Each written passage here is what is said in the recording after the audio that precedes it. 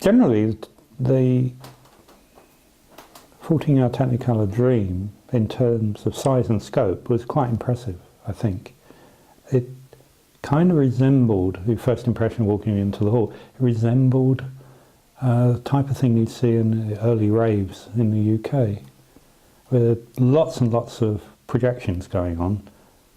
You'd probably be able to watch about 7 movies alongside of the hall where they hang sheets down from the balconies, as well as the usual psychedelic lighting and such like.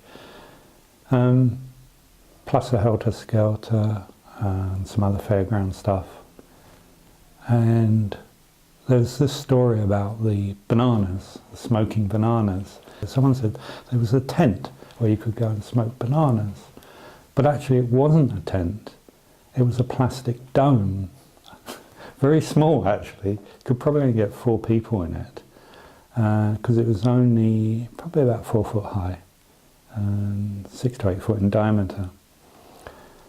But in it was this very strange looking guy and a very beautiful girl actually eating bananas, because there's a massive pile of bananas in there. I can't ever remember seeing anyone smoking. Well, maybe the guy was smoking bananas at the time. But there was also a very large stone Buddha in the middle of the hall, which got moved around. What happened was, this Buddha, which was about 6 foot tall, someone decided to try and fit it inside this 4 foot plastic dome, which resulted in the top of the dome becoming smashed, with the Buddha sticking out of the top, with bananas inside.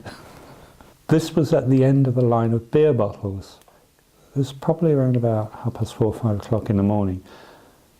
Someone started making a line of beer bottles around the hall, and this line went all around the hall. And if you know Ali Pali, it's quite a big hall. So there was this line of beer bottles that ended up at the Buddha. I was wearing a green velvet flared jacket, black trousers, and a wide collared shirt. That is strange what people were wearing. The majority of the people were quite conservatively dressed. And at the time they were renovating the organ in the hall, and it was covered in scaffolding. Anyway, these mods were actually probably bored, because it wasn't exactly mod music. It was probably a bit too early for skinheads, but mods resembled skinheads anyway. And certain mods were better dressed, that's the only difference. I remember them climbing up the scaffolding, and some of the scaffolding was not very fixed to the wall.